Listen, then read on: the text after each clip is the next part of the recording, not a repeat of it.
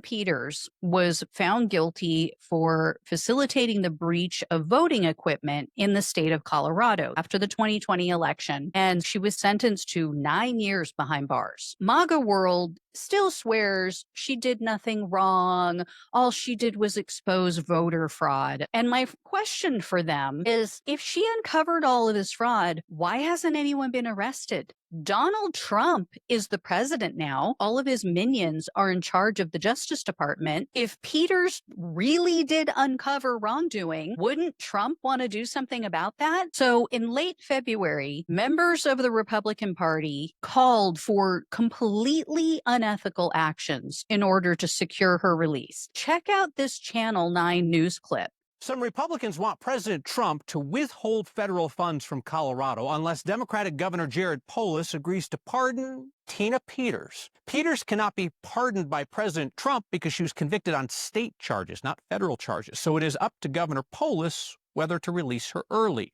Colorado Republicans have been appealing to the Trump administration to pressure Polis by withholding federal funding from Colorado until Peters is set free, or by launching federal investigations into key players in Peters' case. The Colorado Republican Party's Director of Special Initiatives, Darcy Schoening, who's running for state party chair right now, says along with pulling funding to put the squeeze on Polis, she says she's been in touch with the U.S. Attorney General's office about prosecuting the judge in Mesa County who sentenced Peters. Schoening told me that the judge should reflect on what he did, which she called corruption, when he's locked up in the state pen in Canyon City. So Republicans are trying to hold federal funds hostage unless their ransom demands are met. And their ransom demand is release a proven convicted criminal from prison.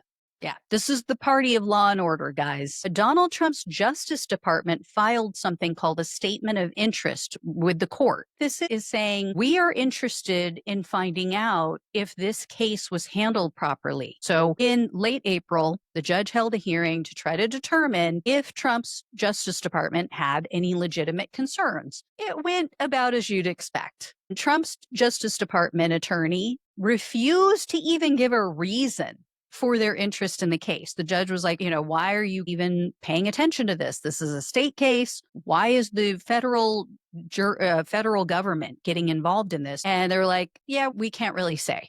But then the attorney from the DOJ said, we want the court to promptly consider Peters' release. Based on what, right?